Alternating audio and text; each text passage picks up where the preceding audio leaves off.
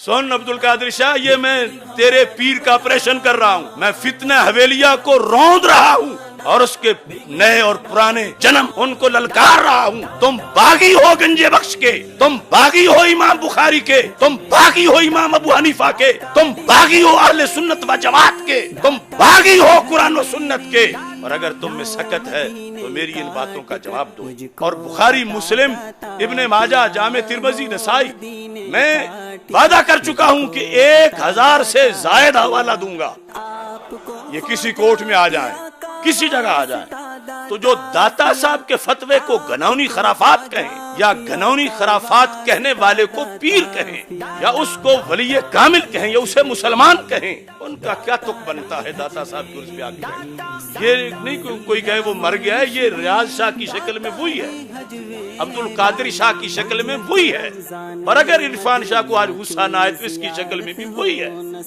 کل تک اس کی شکل میں حافظ الحدیث نظر آتے تھے۔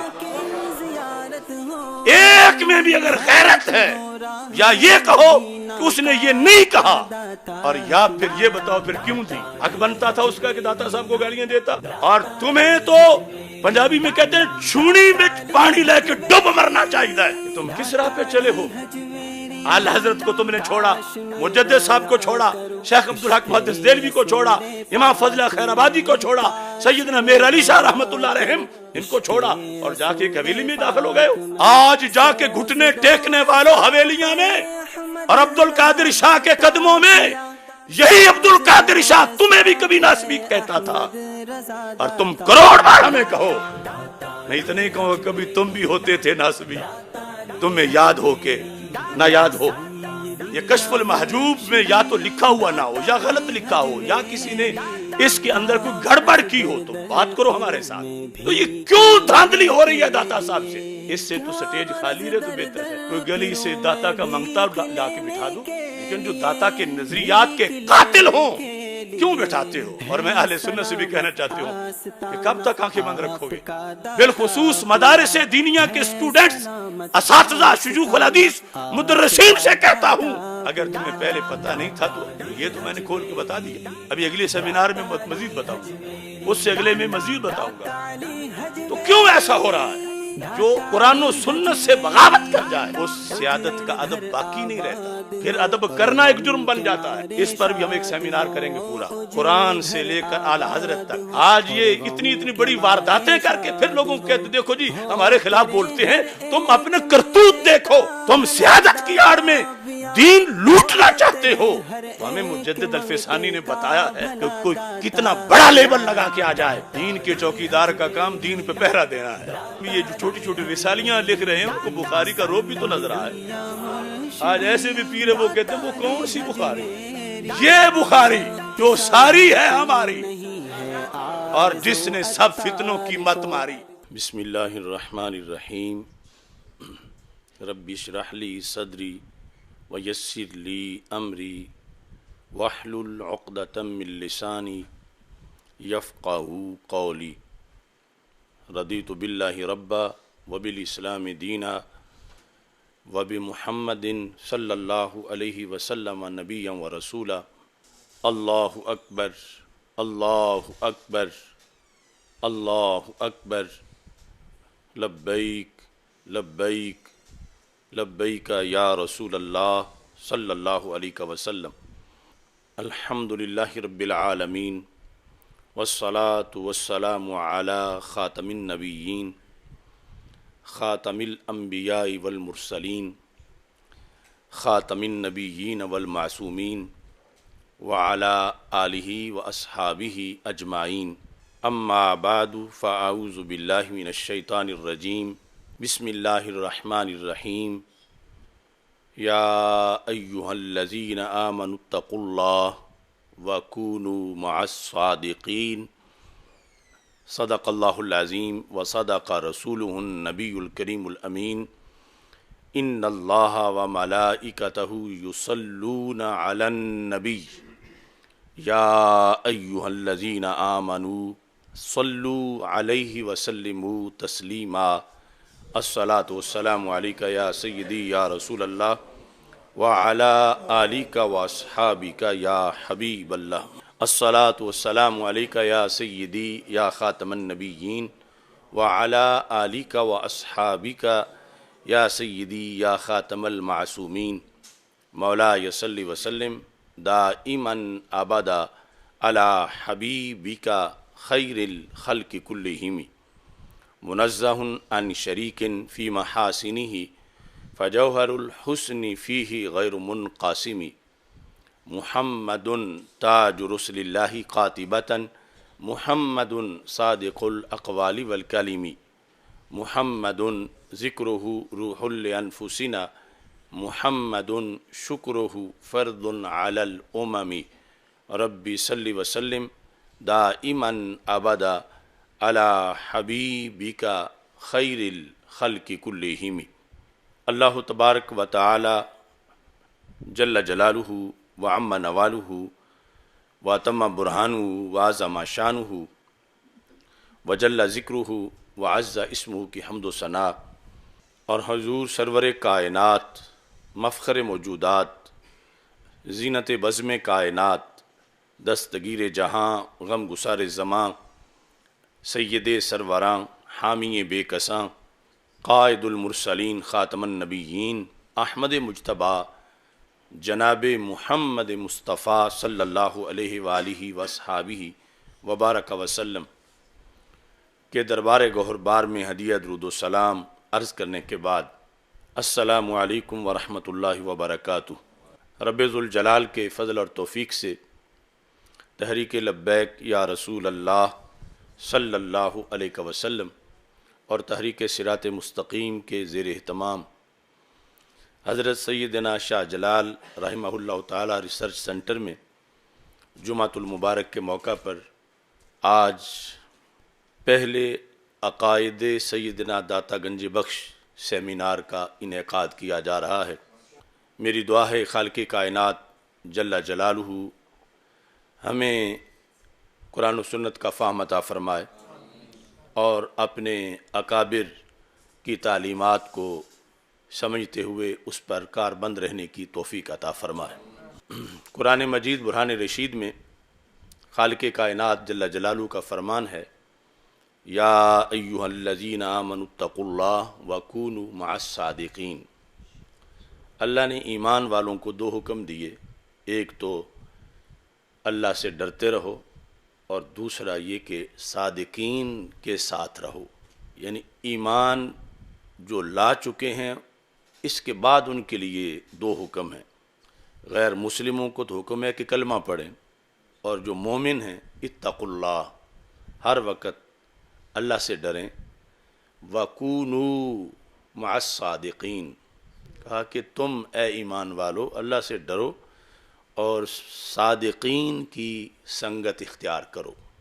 सादिकीन की संगत की फिर दो किस्में हैं, जब वो ज़ाहिरी हयात में ज़िंदा हों तो फिर उनकी सोहबत इख्तियार करो, उनकी मजलिस में बैठो, उनसे कुरान और सुन्नत पढ़ो, और जब वो दुनिया से चले जाएं तो फिर उनकी रूहानियत के ज़ेर साया उनके नज़रिए का साथ दो और उनके मिशन से अलहदगी इख्तियार ना करो, तो फिर वही अनवार व तजल्लियात मुयस्सर आते रहेंगे कि जो उनकी ज़िंदगी में थे, और निजात की ज़मानत होगी कि ये बंदा अकेला सफ़र नहीं कर रहा बल्कि सादिकीन के कारवां में शामिल है और ये सफ़र कर रहा है। सैयदना दाता गंज बख्श अजमेरी क़ुद्दस सिर्रुल अज़ीज़, अगरचे हमने आपका ज़माना नहीं पाया कि हम जो ज़ाहिरी मईयत है वो हमें मिलती कि हम उनका दर्स सुनते, उनके पास बैठते, सोहबत इख्तियार करते, लेकिन उनके नज़रिए की और उनके अक़ीदे की मईयत का शरफ़ अल्लाह ने हमें अता किया है।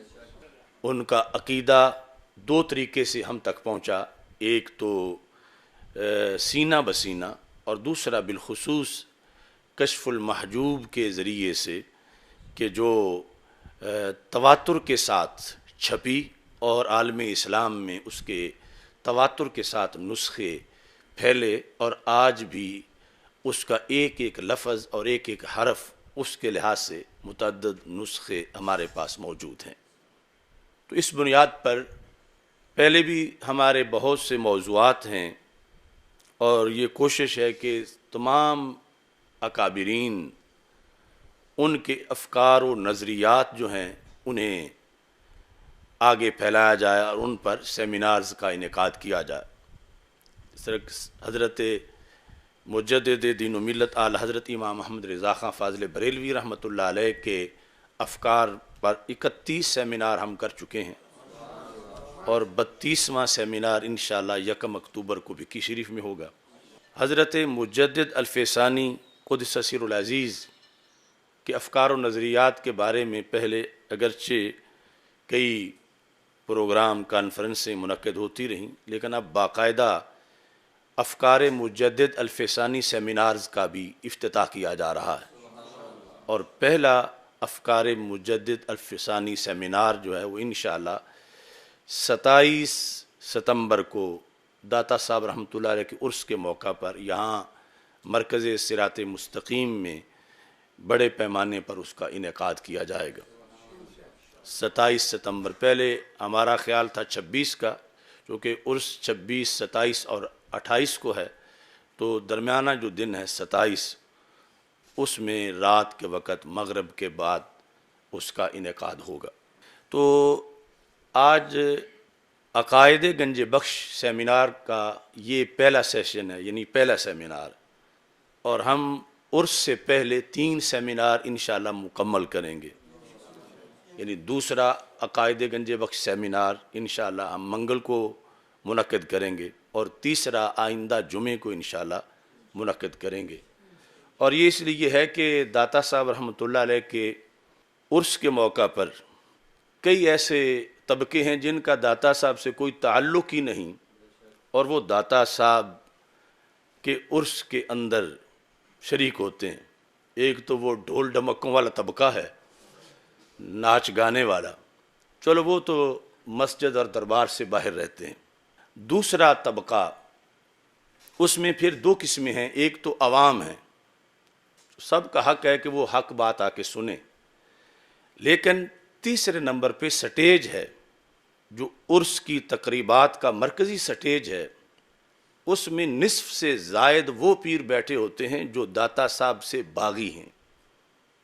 ایسے خطیب، ایسے نقیب وہاں چڑھے ہوتے ہیں کہ جن کا نظریہ داتا صاحب کے بارے میں تبرعی نظریہ ہے معاذ اللہ، اور اس کی طرف کسی کا دھیان ہی نہیں۔ اب وہ شخص کتنا بیزار ہوگا کہ جس پر کفر اور بدعت کا فتویٰ لگانے والا اس کے پاس آ کے مہمان بن کے بیٹھا ہوا ہو۔ تو ہمارے عقیدہ کے مطابق اللہ کے ولی قبروں میں زندہ ہیں، اور یہ جو لوگ بدعقیدہ روافظ کی بی ٹیم، چلو روافظ تو وہ گامے شاہ میں بیٹھے ہیں، یہ بی ٹیم جو سٹیج پر آ کر بیٹھ کر اعلانیہ جن کے نظریات پورا سال داتا صاحب کے خلاف بولنا ہے، خلاف کا یہ مطلب نہیں کہ داتا صاحب کا نام لے کر، جو کچھ داتا صاحب لکھ گئے اس کے خلاف بولنا ہے، اور پھر سٹیج پہ آ کے صدارت کرنا ہے یا تقریر کرنا ہے۔ تو اس بنیاد پر ہم یہ پورے ڈاکومنٹس کے ساتھ یہ حقائق سامنے رکھنا چاہتے ہیں کہ ٹھیک ہے، کسی نے سننا ہے آ کے سنیں، بیٹھے گلی میں، باہر یا عوام میں، لیکن سٹیج پر اور پھر تقریر کا حق اسے دیا جائے، صدارت وہ کرے جو داتا صاحب کے مشن کا خادم ہو اور داتا صاحب کے عقائد و نظریات پر پورا کاربند ہو۔ دوسری طرف ہمارے ملک میں ایک فتنہ اٹھا جس کا نام ہے فتنہ حویلیاں۔ فتنہ حویلیاں، اس کا بانی تو مر گیا ہے، لیکن اس فتنے نے آگے ترقی کی۔ اب اس کا یہ مطلب نہیں جو ترقی کرے وہ سچا بھی ہوتا ہے، وہ تو قادیانی بھی پوری دنیا میں پھیلتے پھرتے ہیں اور جہنمی بھی ہیں، انہیں پیسہ ملا بیرونی، اور انہوں نے درگاہوں کو خریدنا شروع کیا۔ اور وہ فتنہ کہ جس کے بیٹے کے خلاف کبھی ہمارے سیدوں نے جا کے مناظرے کیے، اور بالآخر آج اسی فتنے کی قبر پہ جا کے حاضری دے کے اسے خراج تحسین پیش کیا، وہاں سے جبہ لیا جسے وہ جبہ خلافت کہہ رہے ہیں، اور پھر اس فتنے کی برانچز ہیں، ایک کا نام عبد القادر شاہ ہے، ایک کا نام ریاض شاہ ہے، اور اسی طرح عرفان شاہ اور دوسرے، یہ سارے اس فتنہ حویلیہ کی برانچز ہیں۔ وہ فتنہ حویلیہ جیسے قرآن و سنت کا باغی تھا، سب سے پہلے انہوں نے بغاوت مجدد دین و ملت اعلی حضرت امام محمد رضا فاضل بریلوی رحمۃ اللہ علیہ سے کی، یہاں تک کہ اس کے ماننے والے نے اس کو اعلی حضرت کہا، اس کا نام ہے محمود شاہ، اعلی حضرت کا۔ پھر چلتے چلتے اب تو اس کو مجدد الفسانی بھی کہنے لگے، اور اب جو جنریشن ہے ان کے سامنے اس کا نام اب ہے تحریک عظمت آل و اصحاب رضی اللہ تعالیٰ عنہ۔ یہ جو کچھ پیروں نے مل کر بنائی ہے، اس فتنہ حویلیاں کے مطابق جو تعظیم سادات ہے، جو تعظیم اہل بیت ہے، اور جو عقیدہ رکھنا چاہیے اس فتنہ حویلیاں کے لحاظ سے صحابہ کے بارے میں، اس پر آج یہ سارے پڑھے لکھے کاربند ہو گئے ہیں۔ جب یہ جو عبد القادر شاہ کے پاس جا کے جنہوں نے بیعت کی بیٹھے، یا ریاض شاہ، یا اس کے اور بھی کئی روپ ہیں، یہ سب فکر اعلی حضرت سے ہٹ کر فتنہ حویلیاں پر گئے۔ اور اس پر میں آج یہ ڈاکومنٹس پیش کر کے بتاؤں گا کہ فتنہ حویلیاں نے داتا صاحب کے بارے میں یعنی وہ فکر پیش کی جس کے مطابق داتا صاحب معاذ اللہ تبرعی بنتے ہیں، جس کے مطابق داتا صاحب گستاخ اہل بیت بنتے ہیں، جس کے مطابق یعنی یہ عوامی نقطہ نظر پہ، ورنہ تو داتا صاحب سے پہلے بھی بڑی شخصیات ہیں نا، لیکن عوام کو ایک جو داتا صاحب کی شخصیت کے لحاظ سے ہے تو پھر انہیں پتہ زیادہ چلے گا کہ یہ داتا صاحب کو نہیں چھوڑ رہے۔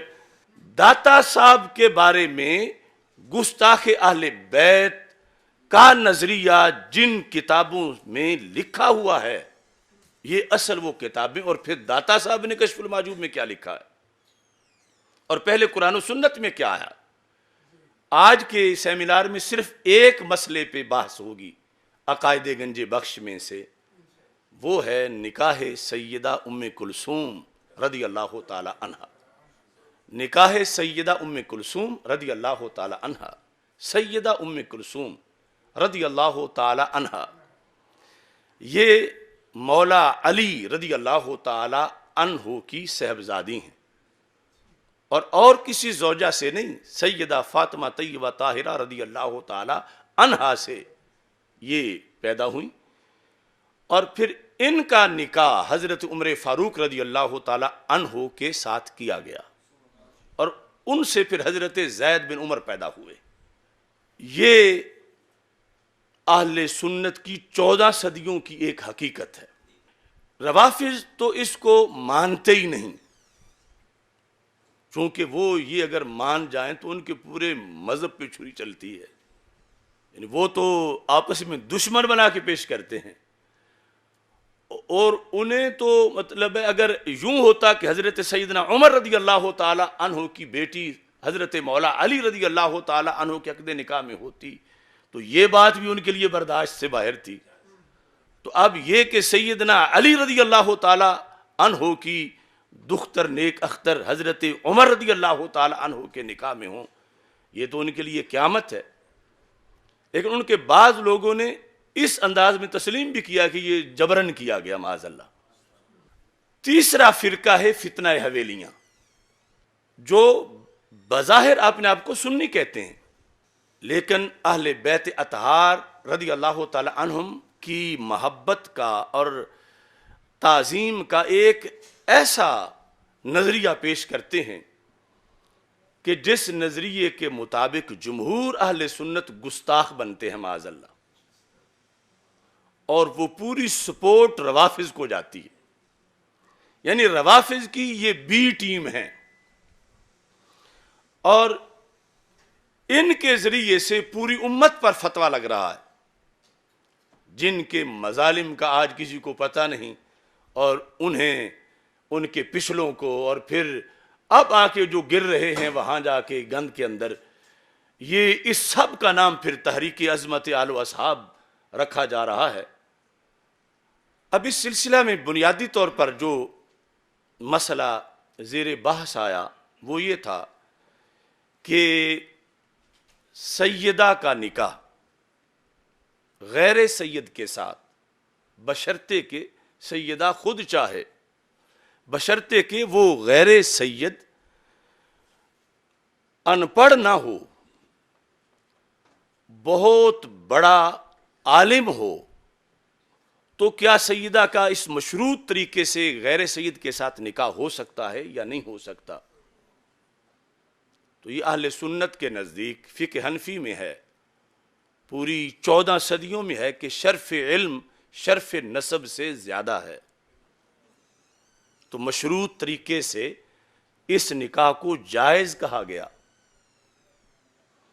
اگرچہ ہم آج بھی فتویٰ دینے میں کہتے ہیں کہ احتیاط کی جائے، اور پھر اس کے بہت سے قواعد و ضوابط ہیں، مگر ایک ہے نفس مسئلہ کیا ہے۔ تو اس پر فتنہ حویلیہ کے بانی محمود شاہ نے پہلے یہ ایک کتاب لکھی جس کا نام ہے ہدایت المومنین فی تعظیم سید العالمین۔ یہ چھوٹا سا رسالہ، اگرچہ اس کے لکھنے کے لحاظ سے کچھ تاریخ میں آگے پیچھے کا فرق ہو، میں اس کی ترتیب حجم کے لحاظ سے پیش کر رہا ہوں کہ یہ پھر اس سے تھوڑی سی بڑی کتاب ہے اور یہ اس سے بڑی کتاب۔ پہلے یہ لکھا اس سلسلہ کے اندر مطلقاً یہ، اور اس کے علاوہ جو کچھ بھی اس کے فتاویٰ ہیں، کہ سیدہ کا اس شرط میں بھی مشروط طریقے سے کہ جب وہ اس پہ جبر نہیں کیا جا رہا، وہ خود چاہتی ہیں، اور دوسری طرف جن سے کیا جا رہا ہے وہ اگرچہ سید نہیں مگر بہت پارسا پاک باز اور بہت بڑے عالم دین ہیں، تو انہوں نے فتنہ حویلیہ میں یہ لکھا کہ یہ نکاح حرام ہے۔ حرام سے آگے بڑھ کے پھر کہا یہ توہین رسالت ہے، یہ توہین اہل بیت ہے، اور آگے پھر اس فتنہ حویلیہ کی جو شاخیں ہیں انہوں نے کہا یہ زنا ہے۔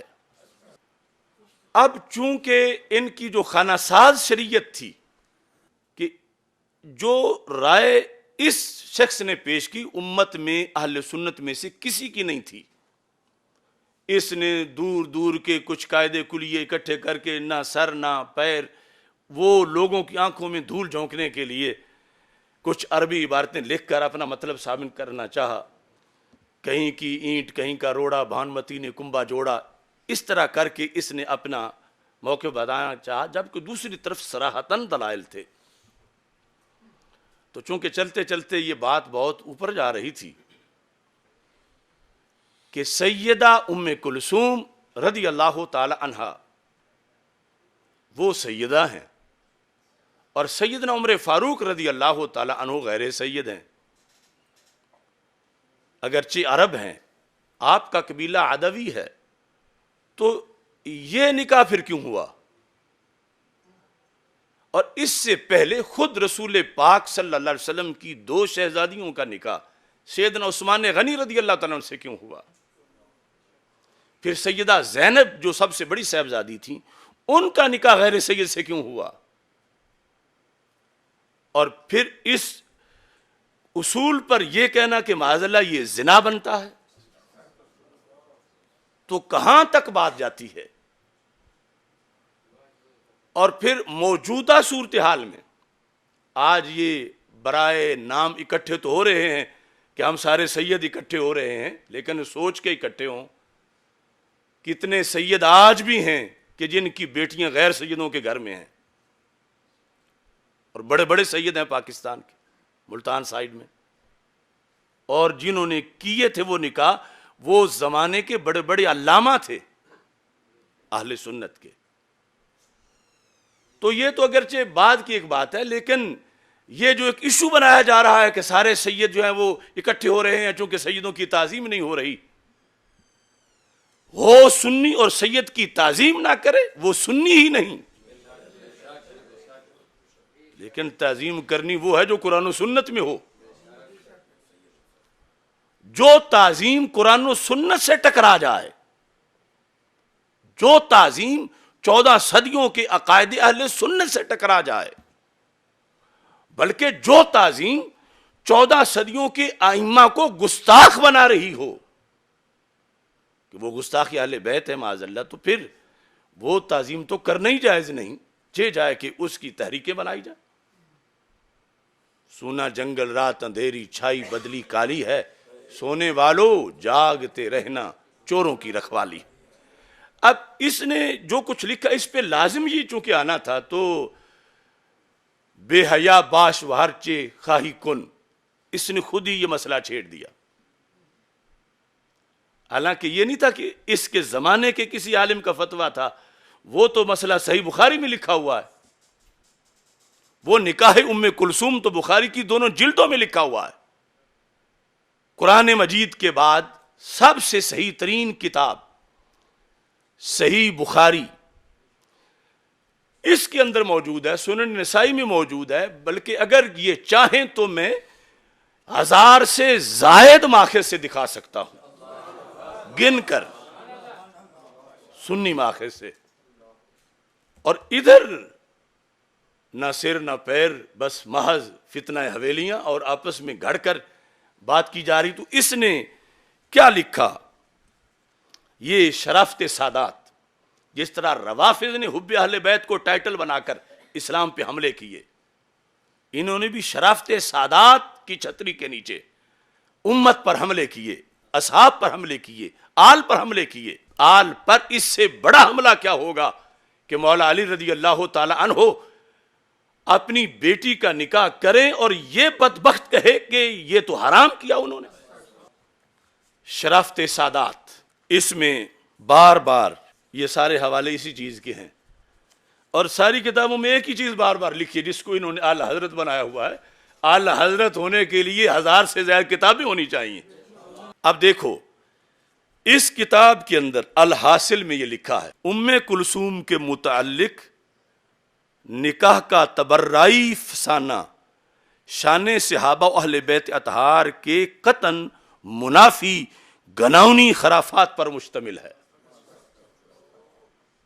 یہ ہے جس کو عرفان مشدی نے جا کے کہا اللہ اس کا فیض جاری کرے، اللہ ہمیں بھی فیض عطا فرمائے۔ اس کی قبر پہ کھڑے ہو کر، اس کی آستانے پہ جا کر تقریر کی، بلا وجہ تو نہیں چمن کی تباہیاں، کچھ باغ باہیں برق و شرر سے ملے ہوئے۔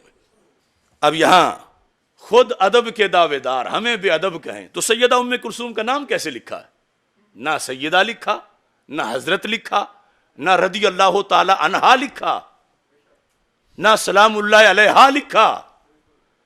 آخر یہ اس ذات کی بیٹی ہیں جن کو تم سلام اللہ علیہا کہلواتے ہو کہ ضرور کہو رضی اللہ تعالی عنہا ہیں، وہ سلام اللہ علیہا ہیں، تو ان کی جو صاحبزادی ہیں، کہتے ہیں کہ ام کلثوم کے متعلق نکاح کا تبرعی فسانہ شان صحابہ و اہل بیت، یہاں بھی رضی اللہ تعالی عنہم نے لکھا، اطہار کے قطعاً منافی ہے، یعنی یہ نکاح ماننا آل کی شان کے منافی ہے۔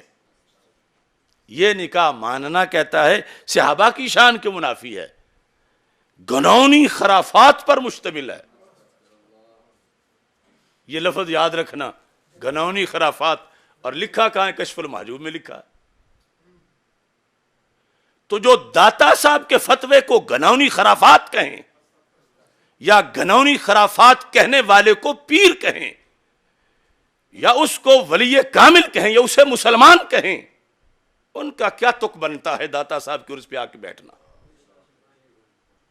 گناونی خرافات پر مشتمل ہے، اور کہتا ہے کہ ایسی نقول فریا منافی ادب و عقول کا ذکر و ایراد بھی اہل بیت و اصحاب پر معزلہ بے بنیاد اتہام و تبرہ ہے، کہ جو یہ بات ذکر کرے کہ نکاح ام کلثوم رضی اللہ تعالی عنہ حضرت عمر رضی اللہ تعالیٰ عنہ سے ہوا تھا، یہ کہتا ہے جس نے یہ کیا اس نے صحابہ پہ تبرہ کیا، اس نے اہل بیت پہ تبرہ کیا، اور کیا کس نے ہے؟ داتا گنج بخش اجمیری نے کیا، کہ اس کا جو ذکر کرے۔ اب میں اگر کہوں کہ اس نے داتا صاحب پر تبرعی ہونے کا فتویٰ لگایا ہے تو کوئی کیسے انکار کر سکتا ہے؟ اس نے کہا جو یہ ذکر کرے، ابھی میں دکھاؤں گا 4 نسخے میں نے کشف المحجوب کے رکھے ہوئے ہیں، کہ کہہ رہا ہے کہ یہ تو اتہام ہے، تہمت ہے. کس پہ؟ آل پہ تہمت ہے. کس پہ؟ اصحاب پہ تہمت ہے. تبرہ ہے آل پر اور اصحاب پر معاذ اللہ. اہل علم و ادب پر ایسی خرافات کی تائید و تشہیر نہ بلکہ تردید لازم ہے. یعنی جو یہ سارے حوالے ہیں 1000 سے زائد، اہل علم ان کا رد کریں کہ یہ کوئی بات نہیں، یہ گھڑی ہوئی بات ہے. جو داتا صاحب نے لکھا اس کا رد کریں کہ یہ گھڑی ہوئی بات ہے. صرف بات یہی نہیں رکی، اس سے اگلی جو کتاب ہے مقام السنیہ، اس کے صفحہ نمبر 290 اور 291 پر لکھتا ہے باقی رہا ام کلثوم بنت علی. یہاں بھی نہیں لکھا حضرت، یہاں بھی سیدہ نہیں لکھا. ام کلثوم بنت علی کا مہین و مضطرب بے اصل محض فسانہ کی نقل. مہین کا معنی اہانت کرنے والی بات، یعنی یہ ماننا، اور مضطرب کے ثابت ہی نہیں، اور مضطرب پڑھیں یا مضطرب دونوں پڑھ سکتے ہیں، اور بے اصل محض فسانہ کی نقل اڑانے والے. اب پتہ ہے اس کو کہ یہ نکاح ام کلثوم مانتے ہیں، یہ سنی ہے، سنی مان کے پھر رد کر رہا ہے اور کہتا ہے یہ نقلی سنی ہے. یعنی داتا صاحب، امام بخاری، یہ سارے، وہ کہتا ہے کہ کیا ہے، اگرچہ دعوی سنیت کرتے ہیں، اگرچہ، تو یہ اسے پتا ہے کہ جو وہ رد کر رہا ہے روافض کا مذہب نہیں ہے، جو رد کر رہا ہے خوارج کا مذہب نہیں ہے، جو رد کر رہا ہے جس چیز کو وہ نواسب کا مذہب نہیں ہے، وہ مذہب اہل سنت اپنائے ہوئے ہیں اور 14 صدیوں میں اپنائے ہوئے ہیں. تو کہتا ہے کہ اگرچہ دعوی سنیت کرتے ہیں مگر دراصل یہ بدترین تبرہ ہے.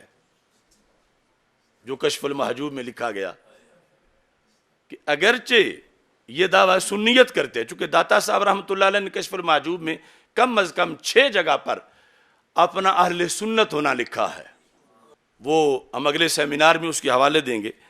تو اب اس نے کہتا ہے مگر دراصل یہ بدترین تبرہ ہے جسے ہوا دی جا رہی ہے. ہم علماء اہل سنت پر اس کا رد کرنا واجب ہے.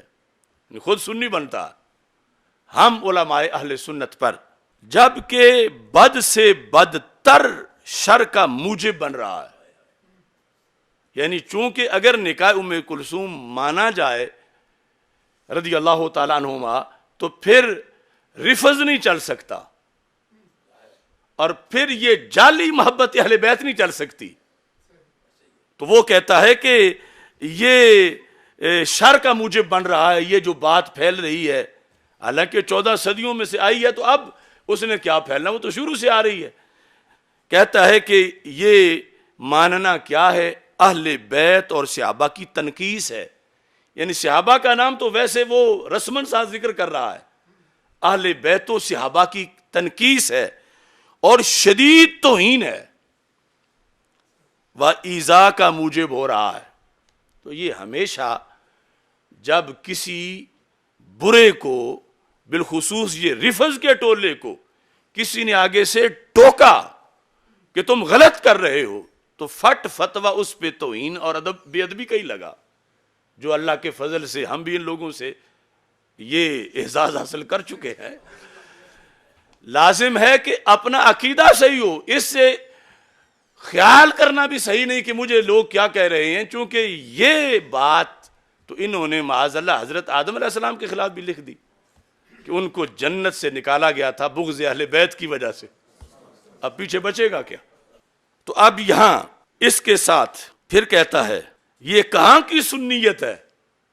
تو پتہ چلا کہ ضربیں اہل سنت کو ہی مار رہا تھا.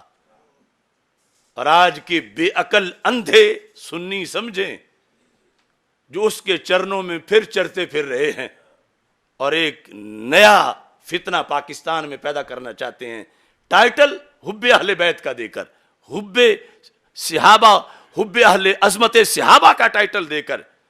وہ کہہ رہے یہ کہاں کی سنیت ہے جو بخاری نے لکھ دیا، یہ کہاں کی حنفیت ہے جو داتا صاحب نے لکھ دیا. دونوں لفظ بولے، کہاں کی سنیت و حنفیت ہے. تو پتہ چلا کوئی وہ غیر مقلدوں کے اوپر حملہ کرنے نہیں نکلا تھا، وہ حنفیوں پہ حملہ کرنے نکلا تھا، وہ سنیوں پہ حملہ کرنے نکلا تھا۔ اور یہ نہیں کوئی کہے وہ مر گیا ہے، یہ ریاض شاہ کی شکل میں وہی ہے، عبد القادر شاہ کی شکل میں وہی ہے، اور اگر عرفان شاہ کو آج غصہ نہ آئے تو اس کی شکل میں بھی وہی ہے۔ کل تک اس کی شکل میں حافظ الحدیث نظر آتے تھے، اور اس کو اپنے کرتوت دیکھنے چاہیے۔ یہ لفظ میں کبھی بھی نہ بولتا، اگرچہ ہمیں لاکھوں گالیاں دیتے۔ جو عقیدے قرآن و سنت سے بغاوت کر جائے اس سیادت کا ادب باقی نہیں رہتا، پھر ادب کرنا ایک جرم بن جاتا ہے۔ اس پر بھی ہم ایک سیمینار کریں گے پورا، قرآن سے لے کر اعلی حضرت تک۔ آج یہ اتنی بڑی وارداتیں کر کے پھر لوگوں کو کہتے دیکھو جی ہمارے خلاف بولتے ہیں، تم اپنے کرتوت دیکھو، تم سیادت کی آڑ میں دین لوٹنا چاہتے ہو۔ تو ہمیں مجدد الفسانی نے بتایا ہے کہ کوئی کتنا بڑا لیبل لگا کے آ جائے، دین کے چوکیدار کا کام دین پہ پہرا دینا ہے، یہ دیکھنا ہے کہ لوٹ کون رہا ہے، اگرچہ لیبل اس نے کوئی لگایا ہوا۔ استاذ کا ادب ہے، پیر کا ادب ہے، لیکن جب شریعت چھوڑ جائے استاذ، اب تو آپ ایک بندے کو نماز شروع کرائیں، وہ نماز نہیں پڑھتا تھا مثال کے طور پر، آپ اسے نماز کا سبق دیں، وہ نماز یاد کر لے، نماز پڑھنا شروع کر دے، پارسا بن جائے، حاجی بن جائے، تہجد پڑھے، اور 10 سال بعد آپ کہیں چونکہ میں نے تجھے پڑھائی تھی نا نماز، میں نے نمازی بنایا تھا نا، تجھے تو آتے ہی کچھ نہیں تھا، میں نے تجھے سورہ فاتحہ یاد کروائی تھی، لہذا اب میرے کہنے پر تو نے ننگے نماز پڑھنی ہے، اور تو نے قبلے کی مخالف سمت میں کھڑے ہو کے نماز پڑھنی ہے، قبلے کی طرف تو نے منہ نہیں کرنا۔ اب یہ جو نمازی ہے کیا اب اس کی بات مانے گا؟ اگر اللہ کو منانا چاہتا ہے، اگر اللہ کے رسول علیہ السلام کو منانا چاہتا ہے، اگر جنت جانا چاہتا ہے، تو یہ نہیں دیکھے گا یہ کل کا میرا استاذ ہے اور کل کا میرا پیر ہے، بلکہ یہ دیکھے گا کہ آج اس کی صورتحال کیا ہے، کہ یہ نماز میں میرے کپڑے اتروانا چاہتا ہے، یہ قبلے سے میرا منہ ہٹا کے مجھے دوسری طرف پڑھانا چاہتا ہے۔ اب جو ڈٹ گیا کہ میں کپڑے نہیں اتاروں گا، میں قبلہ نہیں بدلوں گا، یہ ہے وفا شعار۔ اب اسے کوئی نہ کہے کہ اپنے استاد کی نہیں مان رہا، اپنے پیر کی نہیں مان رہا۔ یہ استاد پیر کا مرتبہ قرآن و سنت کے تابع ہے، اور جو ان سے بغاوت کر جائے پھر پیچھے کوئی حیثیت باقی نہیں رہ جاتی۔ اب یہاں اگلے لفظ اس کے کہتا ہم اہل سنت و جماعت کو اس کی شدید تردید لازم ہے، نہ کہ تائید۔ اور پھر کہتا ہے کہ یہ جو نکاح ام کلثوم کی تم بات کرتے ہو، کہتا ہے کہ یہ تو ایک عام انسان کے بارے میں ماننا بہت بڑا عیب ہے، تم حضرت عمر رضی اللہ تعالیٰ عنہ کے بارے میں کیسے مان رہے ہو؟ ایک عام انسان کے بارے میں یہ ماننا، ایسی بات اس طرح کرے، یہ تم مولا علی رضی اللہ تعالیٰ عنہ کے بارے میں کیسے مان رہے ہو کہ انہوں نے رشتہ دے دیا؟ لکھتا ہے اسے مانا جائے تو صحابیت چھوڑ کسی اچھی انسانی سیرت کا صحابہ کبار پر اعتقاد کا معاذ اللہ محل ہی نہیں رہ سکتا۔ اب یہ اس کے خرافات تھے جو ابتداء اس لیے ذکر کر رہا ہوں کہ کوئی یہ نہ کہے کہ تم بلا وجہ چڑھائی کر رہے ہو، بات تو ہے ہی کوئی نہیں، ہوا تو چوری تو ہوئی کوئی نہیں، ڈاکہ تو ہوا ہی نہیں، تم ایسے ایف آئی آر کٹ رہے ہو۔ تو یہ انہی کی چھپی ہوئی کتابیں ہیں، اور اس کے بیٹے بھی زندہ ہیں اور خلیفے بھی زندہ ہیں۔ وہ عبد القادر شاہ، سن عبد القادر شاہ، یہ میں تیرے پیر کا آپریشن کر رہا ہوں، میں فتنہ حویلیہ کو روند رہا ہوں، اور اس کے نئے اور پرانے جنم ان کو للکار رہا ہوں۔ تم باغی ہو گنجے بخش کے، تم باغی ہو امام بخاری کے، تم باغی ہو امام ابو حنیفہ کے، تم باغی ہو اہل سنت و جماعت کے، تم باغی ہو قرآن و سنت کے، اور اگر تم میں سکت ہے تو میری ان باتوں کا جواب دو، اور اگر نہیں تو پھر محبت اہل بیت کے نام پر لوگوں کو گمراہ کرنا چھوڑ دو۔ محبت اہل بیت وہ ہے جو کشف المحجوب میں داتا گنج بخش نے سکھائی ہے۔ اب اس میں سب سے پہلے یعنی بات چلی کہاں سے ہے، یہ صحیح بخاری شریف اچھی طرح دیکھ لیں۔ کچھ آج ایسے بھی پیر وہ کہتے ہیں وہ کون سی بخاری، یہ بخاری جو ساری ہے ہماری اور جس نے سب فتنوں کی مت ماری، یہ صحیح بخاری۔ اس کے اندر پہلی جلد دیکھو تو اس میں بھی یہ موجود ہے۔ یہ جو چھاپا ہے بڑے سائز کا، میں نے یہ سامنے رکھا کہ کم از کم یہ جو چھوٹی چھوٹی رسالیاں لکھ رہے ہیں ان کو بخاری کا روب بھی تو نظر آئے۔ 403 صفحہ پہلی جلد کا اور دوسری جلد کا صفحہ 582، یہ ہے صحیح بخاری، یہ صحیح بخاری ہے۔ اور اس کے ان دونوں حصوں کے اندر نکاح سیدہ ام کلثوم رضی اللہ تعالی عنہا ثابت ہے۔ کون ام کلثوم؟ سیدنا علی المرتضی رضی اللہ تعالی عنہ کی صاحبزادی جو سیدہ فاطمۃ الزہرا رضی اللہ تعالی عنہا سے پیدا ہوئی۔ کس کے ساتھ کیا گیا؟ حضرت عمر بن خطاب امیر المومنین خلیفہ دوم رضی اللہ تعالی عنہ کے ساتھ یہ نکاح کیا گیا، صحیح بخاری کی صحیح سند کے ساتھ۔ یعنی یہ جو بات کریں اس کی تو کوئی سند ہی نہیں، وہ فتنہ حویلیہ جو کر رہا ہے وہ سب کچھ بے سنتا ہے بندیالوی صاحب کی رائے کے مطابق، اور یہ ہے سند۔ ہم سند پر قائم ہیں، دین سند پر قائم ہے۔ اور بخاری، مسلم، ابن ماجہ، جامع ترمذی، نسائی، میں وعدہ کر چکا ہوں کہ 1000 سے زائد حوالہ دوں گا۔ یہ کسی کوٹ میں آ جائیں، کسی جگہ آ جائیں۔ کونوا مع الصادقین، اس لیے رب نے فرمایا ہے کہ بڑے چلے بھی جائیں اور چھوٹے چھوٹے ہوں۔ یہ بڑے بڑے برج جو ہیں آستانوں پہ براجمان، اب ہماری ان کے سامنے بظاہر کیا حیثیت ہے، لیکن یہ حق ہے جو بولتا ہے، کیونکہ یہ کتابیں ہمارے پاس ہیں، قرآن ہمارے پاس ہے، اور اس دلیل کے سامنے یہ برج سارے ریت کی دیواریں ثابت ہو رہے ہیں۔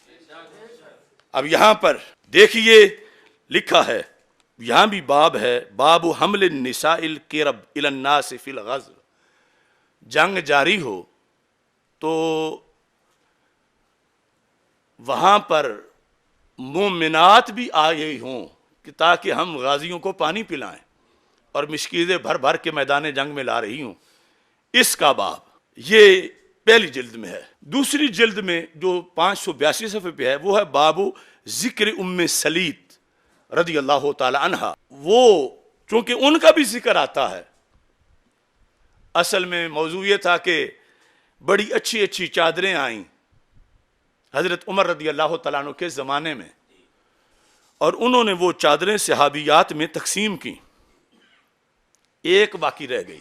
فقال له بعض من عنده یا امیر المومنین، تو حضرت عمر رضی اللہ تعالی عنہ نے بھی فیصلہ کرنا تھا کہ یہ ایک کسے دوں، ایک چادر جو رہ گئی ہے۔ تو جو پاس بیٹھے ہوئے تھے انہوں نے کہا امیر المومنین یہ ہم بتاتے ہیں کسے دو، آتی ھذا بنت رسول اللہ صلی اللہ علیہ وسلم۔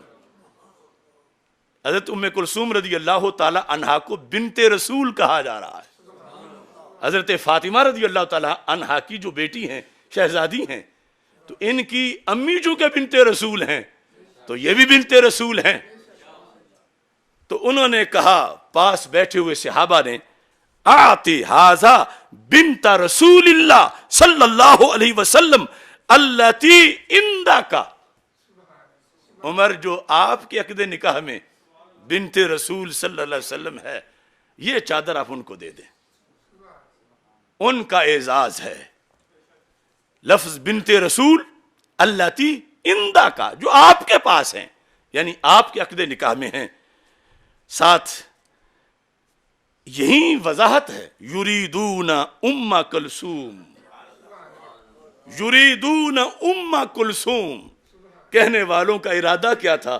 نام پہلے اجمالاً اب نام آ گیا کہ وہ سب مراد لے رہے تھے کہ حضرت ام کلثوم رضی اللہ تعالیٰ عنہا کو دے دیں. کون ام کلثوم؟ بنت علی.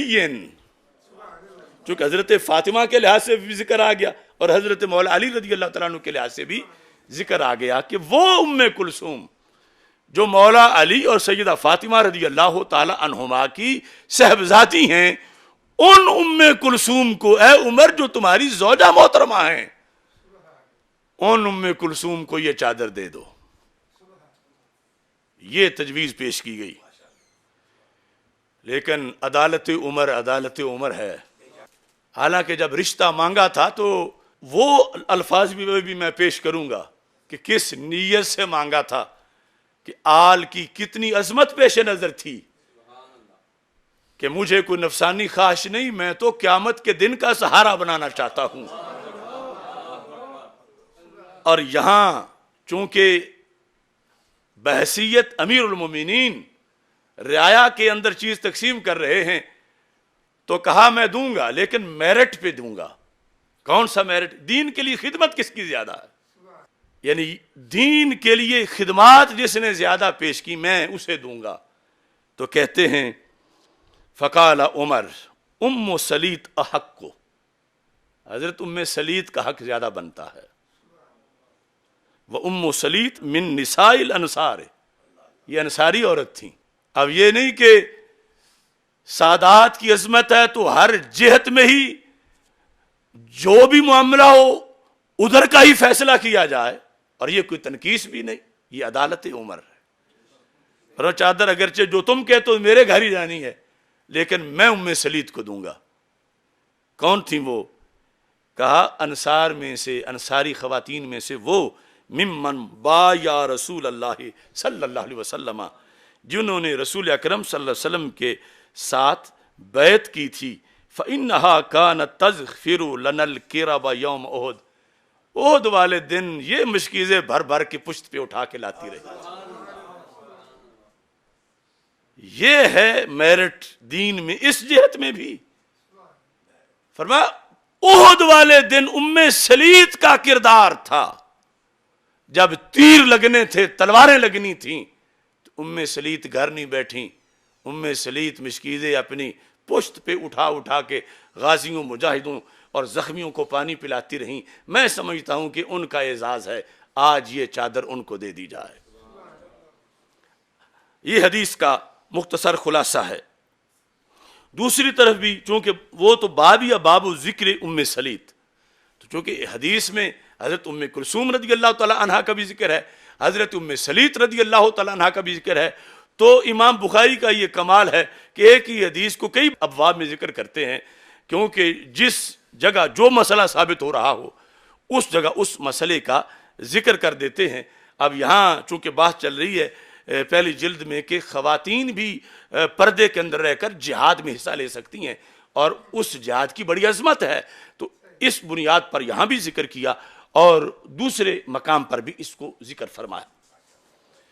اب دیکھو وہ لفظ تمہارے ذہن میں ہونے چاہیے جو اس نے کہا کہ خرافاتی تبرعی لوگ توہین، شدید توہین کرتے ہیں جب یہ کہتے ہیں. تو ایک تو یہ سارے راوی جو پکے ٹھکے سچے سچے امام بخاری کے استاد، دادا استاد، پردادا استاد، وہ سارے یہ روایت کر رہے ہیں، صحابہ، تابعین، اور دوسرا پھر بعد کے ائمہ مجتہدین اور سارے مختلف فقہ کے اندر جو اس کا تذکرہ آیا. اور یہ حویلیوں میں بیٹھ کر جسے پتہ ہی نہیں ہے کہ جہان ہے کیا، علم ہے کیا. وہ کسی نے کہا تھا نا ایک مجدد صاحب کو کہ کچھ لوگ کہتے ہیں امام اعظم ابو حنیفہ کو صرف 17 حدیثیں آتی ہیں. تو آپ نے فرمایا مت ماری گئی اس بندے کی، چوں آن کرمیں کہ در سنگے نہاست زمین و آسمان او ہماست. جو یہ کہتا ہے کہ امام صاحب کو 17 حدیثیں آتی ہیں، یہ وہ کیڑا ہے کہاں جو پتھر کے اندر بند ہے.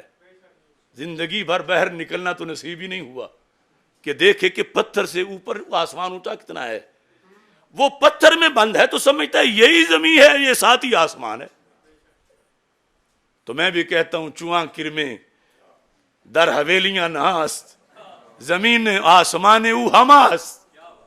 وہ 14 صدی کو دیکھ ہی نہیں رہا کہ دین کیا ہے, کہ جن سورسز سے اگر بخاری مسلم کے سورسز نہ ہوتے, یہ سندیں نہ ہوتی, یہ راوی نہ ہوتے, تو قرآن کی تفسیر کیسے پہنچتی, دین کیسے پہنچتا. تو اب دیکھو حملہ پورے دین پر ہے. اس سے یہودی فائدہ لے گا, اس سے نصرانی لے گا, مستشرق لیں گے, قادیانی لیں گے, کہ یہ جن حدیثوں سے تم ختم نبوت ثابت کرتے ہو اور یہ جن حدیثوں سے تم قرآن کی تفسیریں ثابت کر رہے ہو وہ تو ساری ہیں ہی گھڑی ہوئی, چونکہ جو ان کا مصنف ہے وہ تو تبرعی تھا معاذ اللہ, اس نے تو یہ جھوٹ لکھا ہے, یہ افسانے لکھے ہیں, افتراء کیا ہے, اتہام کیا ہے اس نے معاذ اللہ صحابہ و اہل بیت پہ, تو پھر پیچھے بچے گا کیا. تو یہ دلیل, یہ جواز, یہ بات کرنے کا کون فراہم کر رہا ہے جواز؟ فتنہ حویلیاں, کہ اس کی کتابوں میں یہ لکھا ہوا ہے. اب یہاں صرف یہ نہیں, اختصار کے ساتھ یہ دیکھیں سنن نسائی, ویسے یہ بڑا نسائی کرتے ہیں, تو امام نسائی نے بات بتائی, قاہرہ کی چھپی ہوئی جلد نمبر 2. اب دیکھیں مسئلہ ثابت ہونا ہے تو کہاں سے ہونا ہے. یہاں کتاب الجنائز ہے, کتاب الجنائز, باب اجتماع جنائز الرجال والنساء, مردوں اور عورتوں, یعنی ایک مرد فوت ہو گیا, ایک عورت فوت ہو گئی, ان کا اکٹھا جنازہ پڑھنا, یہ باب ہے. اب اس کو ثابت کرنے کے لیے ایک حدیث لکھی گئی. حضرت نافع, حضرت ابن عمر رضی اللہ تعالیٰ عنہ سے روایت کرتے ہیں کہ انہوں نے ایک مقام پر 9 جنازے اکٹھے پڑھائے, یعنی 9 جو جسد خاکی تھے سامنے رکھ کے, اور ساتھ ایک کی وضاحت کی, وَوُضِعَتْ جَنَازَةُ أُمِّ كُلْثُومٍ بِنْتِ عَلِي امرأة عمر بن الخطاب رضی اللہ تعالی عنہ, کہ جنازوں میں ایک جنازہ ثابت کرنا ہے نا, مردوں کی بھی تھے اور عورتوں کی بھی تھے. تو وَوُضِعَتْ جَنَازَةُ أُمِّ كُلْثُومٍ رضی اللہ تعالی عنہ, سیدہ ام کلثوم رضی اللہ تعالی عنہا کا جنازہ رکھا گیا, یعنی ڈھانپا ہوا. کون ام کلثوم؟ کہتے ہیں بنت علی رضی اللہ تعالی عنہ. کون ام کلثوم؟ امرات عمر بن الخطاب, حضرت عمر بن خطاب رضی اللہ تعالی عنہا کی زوجہ محترمہ. جس طرح ولدیت بھی ذکر کی جاتی ہے, شوہر کا نام بھی ذکر کیا جاتا ہے, تو دونوں ذکر کیے. 1977 نمبر حدیث ہے جس میں اس چیز کا ذکر کیا گیا, اور جنازے پہ جا کے تو مور لگ جاتی ہے نا, کہ جنازے کے وقت جس کی اہلیہ کہا جا رہا ہو, جنازے کے وقت. اب اس کے ساتھ اگر آپ علم کلام کو دیکھیں, فقہ کو دیکھیں, اور ایک کمپیریٹیولی چاروں فقہ جو ان کو دیکھیں, تو ہر طرف یہی بات ہے, سوائے فتنہ حویلیاں کے. چھوٹی سی حویلی ہے, یہ المغنی ابن قدامہ کی جلد نمبر 9 صفحہ نمبر 393, اس کے اندر نکاح کے باب میں ہے. کیا لکھا ہے؟ وَزَوَّاجَ, ایک ہوتا ہے تزواجہ, وہ ہوتا ہے اپنی کسی کے ساتھ شادی کرنا, ایک ہے زواجہ, یہ تفعیل اور تفاعل میں فرق ہے. زواجہ شادی کی, علی رضی اللہ تعالی عنہ, عمر رضی اللہ تعالی عنہ, ابنتہ ام کلثوم رضی اللہ تعالی عنہ. شادی کی حضرت علی رضی اللہ تعالی عنہ نے, کسی پرائی بچی کی نہیں کہ بطور نکاح خواہ ہوں, شادی کی حضرت مولا علی رضی اللہ تعالی عنہ نے اپنی صاحبزادی ام کلثوم کی حضرت عمر رضی اللہ تعالی عنہ کے ساتھ. یہ 8ویں جلد جو مغنی کی ہے اس کے اندر بھی نکاح کے معاملات اور دیگر مسائل کے اندر اس کا تذکرہ موجود ہے. چلو اب بات کو مختصر کرتے ہیں. سینکڑوں حوالوں میں سے میں اپنے فتاوی شامی پہ آتا ہوں, فتاوی شامی, اور میں اس موقع پر یہ سارے جو اہل مدارس ہیں ہمارے, ان کو بھی متوجہ کرنا چاہتا ہوں. جہاں درس نظامی پڑھایا جا رہا ہے کہ کیوں تم منہ میں گھونگھڑیاں ڈال کے بیٹھے ہوئے ہو؟ تم ہدایہ اور شامی پڑھتے پڑھاتے رہو، اور ادھر اسی شامی کو تبررائی کہا جائے، اسی کو گستاخ اہل بیت کہا جائے، اور اسی کو ہی صحابہ اہل بیت کا دشمن کہا جائے، اور کہنے والوں کو تم اپنا استاد بنا کے بٹھائے رکھو یا اپنا پیر بنا کے بٹھائے رکھو؟ تو ان سے پوچھو تو صحیح کہ یا تو آج تک تم نے پڑھایا غلط ہے، یا اب تم کچھ پنجابی میں کہتے ہیں پٹھیاں وچ کھا گئے ہو۔ یہ دیکھو فتاوی شامی جلد نمبر 8 نکاح کا باب، اس میں کفو کی بات ہو رہی ہے کہ کون کس کی کفو ہے، جو کہ رشتہ کرتے وقت کفو کو دیکھا جاتا ہے۔ تو یہاں ہے فَقُرَيْشٌ بَعْضُهُمْ أَكْفَاءُ بَعْضٍ، کہ قریش بعض کی کفو ہیں۔ یہ اوپر در مختار میں ہے، شرح نیچے رد المختار فتاوی شامی میں کیا لکھتے ہیں؟ کہتے ہیں وَلِهَذَا زَوَّجَ عَلِيٌّ رضی اللہ تعالی عنہ وَهُوَ ہاشمی ام کلثوم بنت فاطمہ رضی اللہ تعالی عنہما، وَلِهَذَا زَوَّجَ عَلِيٌّ وَهُوَ ہاشمی ام کلثوم بنت فاطمہ لِعُمَرَ وَهُوَ عَدَوِيٌّ۔ اسی واسطے نکاح کیا حضرت مولا علی رضی اللہ تعالی عنہ نے، کس کا؟ حضرت ام کلثوم بنت فاطمہ کا۔ کچھ یہ بھی کہتے ہیں کہ ٹھیک ہے وہ بیٹی تو تھیں مگر پچھلگ تھیں، بیٹی تو تھیں کسی اور زوجہ سے تھیں۔ یہ جو بخاری میں وہی ہے کہ سیدہ فاطمہ رضی اللہ تعالی عنہا سے جن کی ولادت ہوئی مولا علی کی، وہ بیٹی ام کلثوم، انہوں نے نکاح کیا خود مولا علی رضی اللہ تعالیٰ عنہ نے، خود مولا علی رضی اللہ تعالیٰ عنہ نے کس کے ساتھ؟ ام کلثوم کا نکاح حضرت عمر رضی اللہ تعالیٰ عنہ کے ساتھ۔ فرق کیا ہے؟ کہا حضرت علی ہاشمی ہیں اور حضرت عمر عدوی ہیں، ہاشمی نہیں، عدوی قریش کی شاخ جو اس سے ہیں۔ اور ایسے ہی پھر جامع الرموز جو ہماری فقہ حنفی کی کتاب ہے، اس کے اندر یہ ایسے لکھا ہوا ہے۔ تو میں جو کہہ رہا ہوں کوئی لے گا تو 1000 سے زائد حوالے دوں گا، تو میں اپنی بات پہ قائم ہوں، مگر ہم حویلیاں کے فتنہ کو آگے نہیں بڑھنے دیں گے۔ اب یہ جو آپ سوچ رہے ہوں گے کہ پیچھے ٹائٹل لگا ہوا عقائد گنج بخش، تو ابھی ان کی تو باری نہیں آ رہی۔ تو عقائد گنج بخش، اب مجھے وہ گالیاں آپ ذہن میں رکھیں جو اس فتنہ حویلیاں نے دی ہیں ان سب اکابر کو، اور کچھ ہمارے ایسے بھی سادے لوگ ہیں نا جن کو آپ کہو بخاری میں ہے تو انہیں اتنی سمجھ نہیں آئے گی جتنی تب آئے گی جب کہو داتا صاحب نے فرمایا۔ تو یہ 4 نسخے ہیں میرے پاس کشف المحجوب شریف۔ یہ نسخہ پہلا جو ہے یہ حضرت بہاؤالدین زکریا ملتانی رحمت اللہ علیہ کا نقل کردہ ہے، یہ لکھا ہے ساتھ فارسی میں ہے۔ دوسرا نسخہ فارسی کا کشف المحجوب نسخہ تہران ہے، یہ بھی فارسی میں ہے۔ اب تراجم ویسے تو بہت سے ہیں، لیکن جو سر فہرست ترجمہ ہے وہ حضرت ابو الحسنات سید محمد احمد قادری قدس سر العزیز ان کا یہ ترجمہ ہے۔ اور یہ کشف المحجوب ایک بہت پرانا نسخہ ہے ترجمے کا، چونکہ میں نے بہت سی چیزوں کا تقابل کرنا تھا تو بہت سارے نسخے سامنے رکھے۔ اب پہلے میں فارسی پڑھ کے آپ کو سناتا ہوں نکاح ام کلثوم کے معاملہ میں داتا صاحب کا موقف کیا ہے، اور پھر میں کہوں گا کہ ہم ہیں داتا والے، ہم ہیں علی حجویری والے، اور ہم ہیں مولا علی والے۔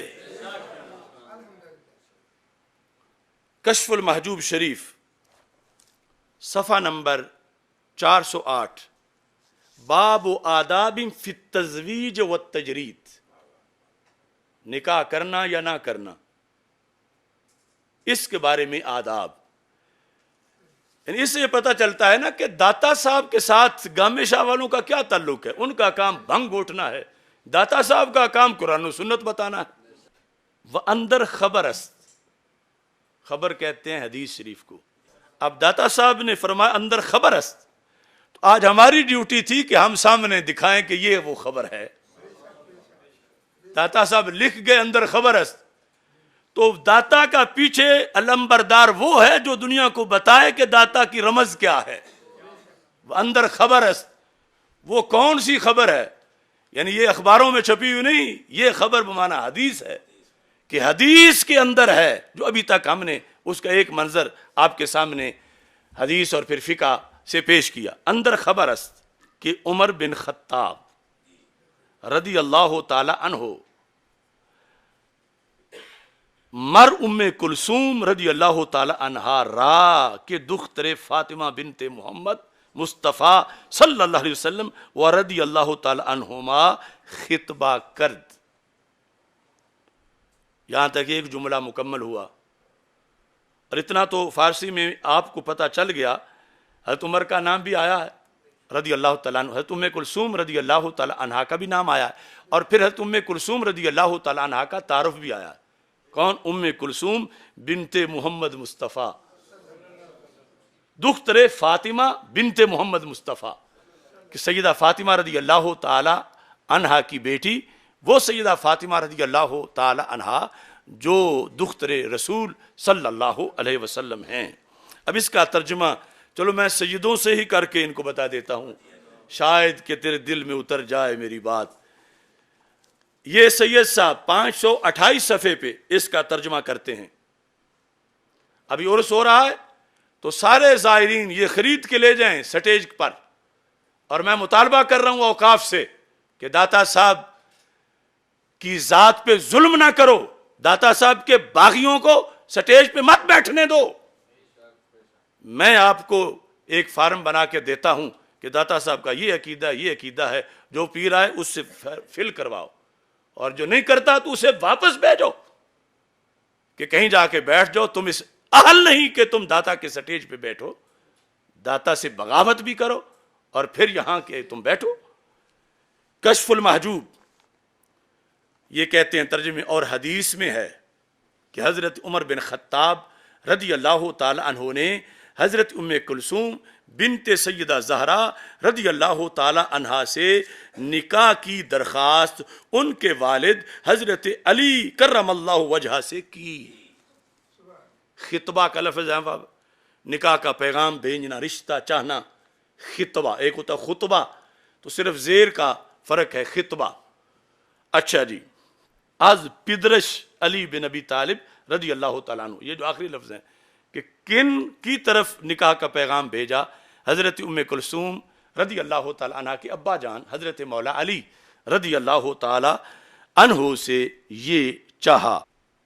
رضی اللہ عنہ و کرم اللہ وجہ دونوں لکھے داتا صاحب نے. یہاں جملہ ختم ہو. علی گفت، مولا علی رضی اللہ تعالیٰ عنہ نے فرمایا، او بس خردست و تو مرد پیری و مرا نیت آست کہ او را ببرادر زادہ خود خواہم داد عبداللہ بن جعفر رضی اللہ تعالیٰ عنہما. یہ کیا ترجمہ لکھتے ہیں؟ حضرت علی رضی اللہ تعالیٰ عنہ کرم اللہ وجہہ نے جواب دیا کہ وہ صغیرہ ہے، یعنی حضرت ام کلثوم رضی اللہ تعالیٰ عنہ، اور آپ معمر ہیں، اور میرا خیال ہے کہ میں اپنے بھتیجے عمر بن جعفر سے ان کا نکاح کروں. اب اتنا فرق آ جاتا ہے کہ وہاں فارسی میں لکھا ہے عبداللہ بن جعفر اور یہاں ترجمے میں لکھا ہے عمر بن جعفر. بہرحال بھتیجے کے لحاظ سے یہ کہا کہ میرا ان کے بارے میں خیال ہے. اب یہاں بھی روافض کی ایک شرارت ہے، مطلب عمر چھوٹی تھی مگر اتنی چھوٹی نہیں تھی کہ قابل نکاح ہی نہ ہوں، ورنہ پھر وہ دوسرا آپشن کیوں ذکر کرتے کہ میں یہ چاہتا ہوں کہ میں اپنے بھتیجے کے ساتھ ان کی شادی کروں. یعنی یہ جو ویسے عمر کا فرق تھا وہ بتانا مقصود تھا کہ آپ کی عمر میں اور ان کی عمر میں بہت زیادہ فرق ہے. اچھا، اب حضرت عمر رضی اللہ تعالی عنہ نے پیغام بھیجا. عمر کس فرستاد، کسی کو بھیجا. یا ابوالحسن اندر جہاں زنان بزرگ بسیارن، دنیا میں عورتوں کی تو کوئی کمی نہیں، اندر جہاں زنان بزرگ یعنی جو عمر کے لحاظ سے بڑی ہوں وہ تو بہت ہیں۔ یہ ترجمہ کر رہے ہیں کہ اس پر حضرت عمر رضی اللہ تعالیٰ عنہ نے آدمی بھیجا اور کہلوایا کہ ابو الحسن، یہ کنیت ہے حضرت مولا علی رضی اللہ تعالیٰ عنہ کی، ابو الحسن دنیا میں بہت عورتیں ہیں۔ اب وہ بزرگ والا ترجمہ رہ گیا، مطلب یہ ہے کہ بڑی عمر والی بہت عورتیں ہیں، مراد من از ام کلثوم نہ دفع شہوت است، کہ اس بات نسل است کہ از با پیغمبر صلی اللہ علیہ وسلم شنیدم کل ناسب و حسب ینقطع بالموت الا ناسبی و حسبی۔ یعنی فرق کیا کہ یہ رشتہ جو میں مانگ رہا ہوں تو ویسے نہیں جیسے عام لوگ شادیوں کے رشتے مانگتے ہیں، میں تو میدان معاشر کو سامنے رکھ کے رشتہ مانگ رہا ہوں۔ ترجمہ، ابو الحسن عورتیں تو بہت ہیں، ام کلثوم سے میری نیت دفع شہوت نہیں، کوئی اپنی خواہش پوری کرنا نہیں، بلکہ نسب ثابت کرنا مراد ہے۔ نسب ثابت کرنا مطلب یہ ہے کہ میری اگر اولاد ہوگی تو میں جب باپ کہلاؤں گا تو پھر آل نبی ماں کہلائے گی، تو جب میرے بیٹے کا یا بیٹی کا نسب ثابت ہوگا تو اس کا فائدہ تو مجھے بھی پہنچے گا۔ یعنی کہاں تک سوچ تھی، اور اس پر پھر حدیث پیش کی، فرمانے لگے کہ اس لیے کہ میں نے حضور پاک صلی اللہ علیہ وسلم سے سنا ہے کہ آپ نے فرمایا کل نسب و حسب ینقطع بالموت الا نسبی و حسبی، موت سے تمام حسب و نسب منقطع ہو جائیں گے مگر میرا نسب اور حسب یہ مستثنا ہے، یہ منقطع نہیں ہوگا۔ تو میری یہ اس میں نیت ہے۔ اور ایک روایت میں ہے، یہ دوسری حدیث بھی پیش کی حضرت عمر رضی اللہ تعالیٰ عنہ نے، کل سبب و نسبی ینقطع الا سببی و نسبی، ہر نسب اور حسب قطع ہو جائیں گے مگر میرا سبب اور نسب۔ اس کے ساتھ یہ کہتے ہیں اکنو مرا سبب ہست بائدم کے نسبت نیز باشد تاب ہر دو طرف مطابت وے محکم گردانیدہ باشم، کہ اب تک عمر کے پاس ایک چیز ہے، وہ کیا؟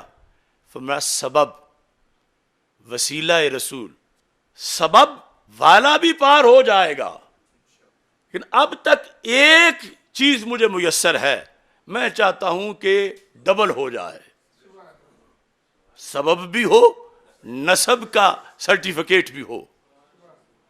ترجمہ، آپ نے فرمایا کہ اب مجھے سبب تو حاصل ہے، کیوں؟ میں غلام رسول صلی اللہ علیہ وسلم ہوں۔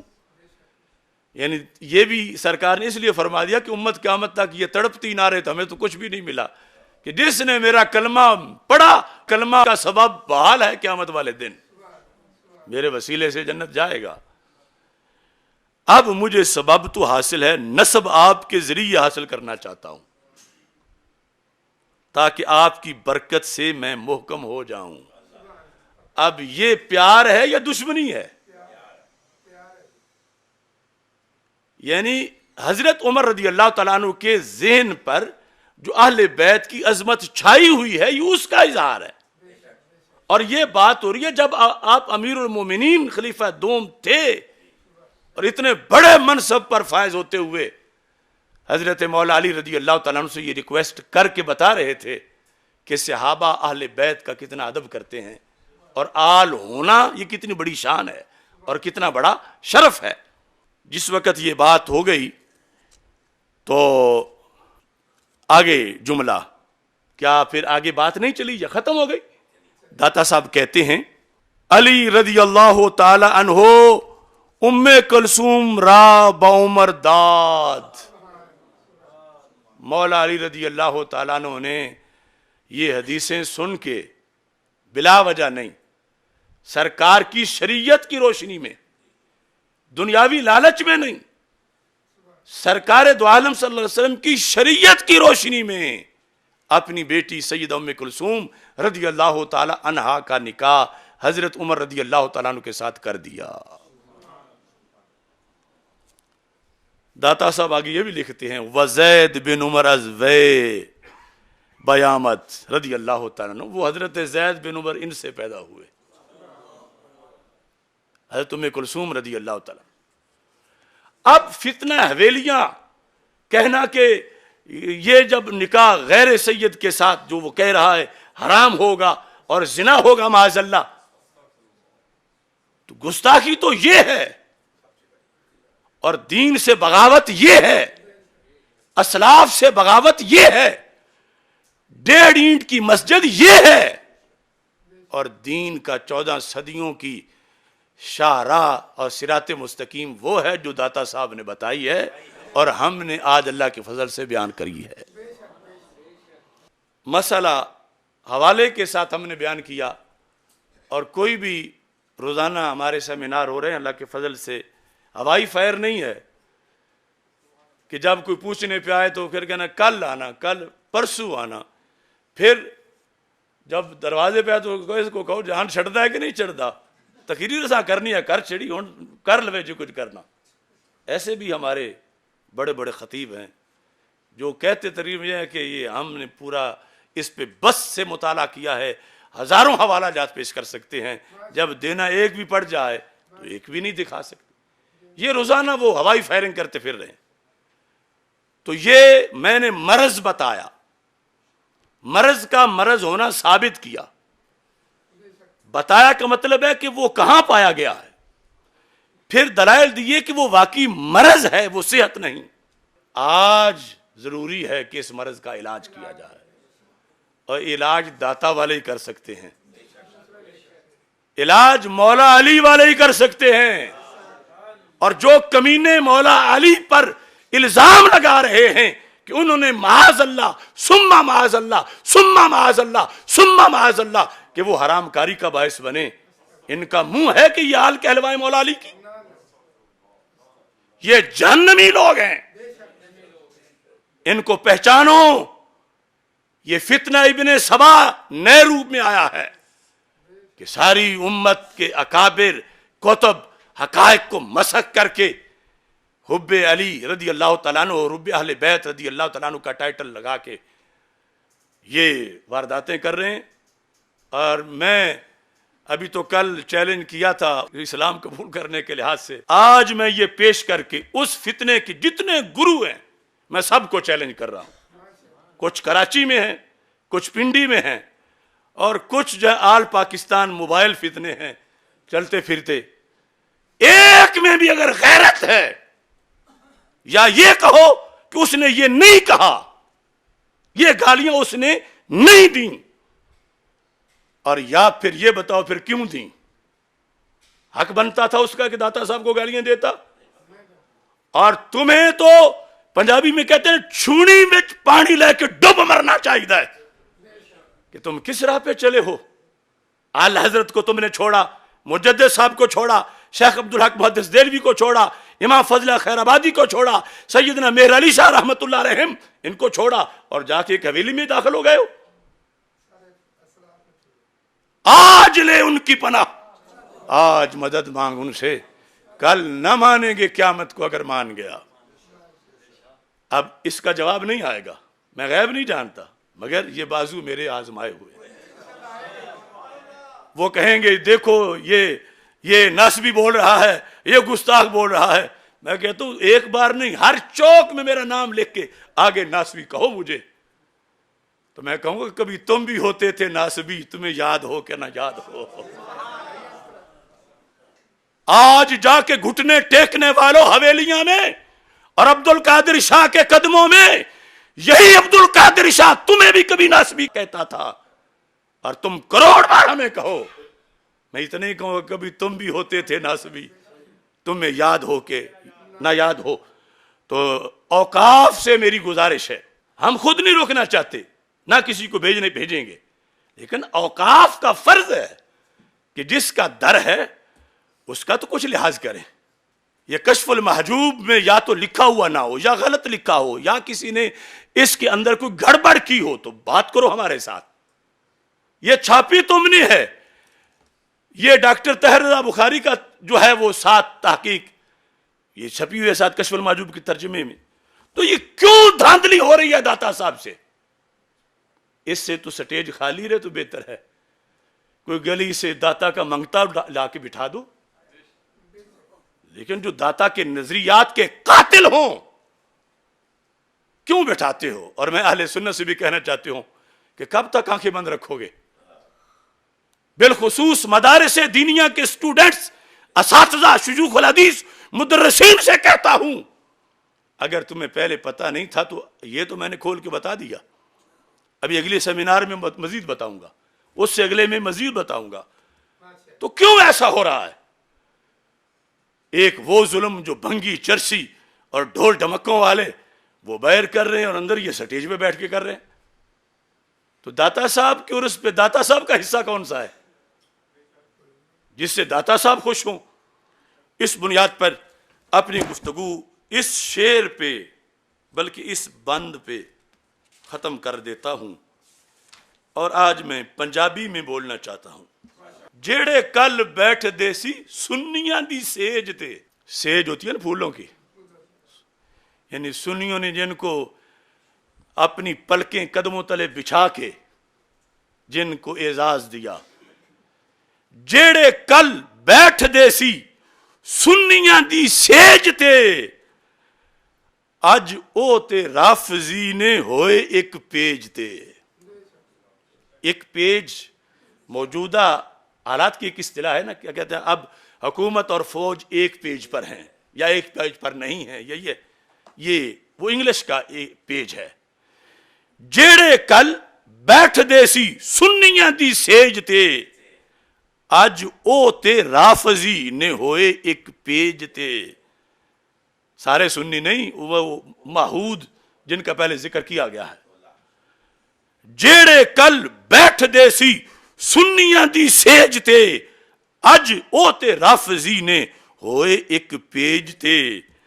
گامے شادہ مسلک جنہ من لیا ہے ہن کی لیندے نے او داتا دی سٹیج تے. جیڑے کل بیٹھ دیسی سنیاں دی سیج تے اج او تے رافضی نے ہوئے ایک پیج تے. گامے شادہ مسلک جنہ من لیا ہے ہن کی لیندے نے او داتا دے سٹیج تے. لہذا یہ پیغام ہے اوقاف کے لیے اور اس کی یہ دلیلیں ہیں. اور جہاں انہیں ضرورت ہو ان سب کو بلا کے لائن میں لگائیں. ادب پھر کر لیں گے جب یہ ٹھیک ہو جائیں گے. آپ جہاں یہ گرے ہوئے ہیں ان کو لائن میں لگائیں، پچھلوں پہلوں کو سب کو. اور ان سے حساب کرنا ہے کہ داتا کا کھا کے یہ پلے ہیں اور داتا کو گھورتے ہیں. داتا کے مسلک پہ واپس آئیں. ہم اپنی زبانیں ان کے قدموں کے نیچے بچھا دیں گے، اپنے سینے ان کے تلووں کے نیچے بچھا دیں گے. اور اگر نہیں آئیں گے تو ہم ان کا محاسبہ کریں گے جو دین کے ایک پہرے دار کی ڈیوٹی ہوتی ہے، اگرچہ اس کی جتنی قیمت بھی ہمیں ادا کرنی پڑے. اللہ تعالی ہم سب کا حامی و ناصر ہو. وآخر دعوایا ان الحمد للہ رب العالمین.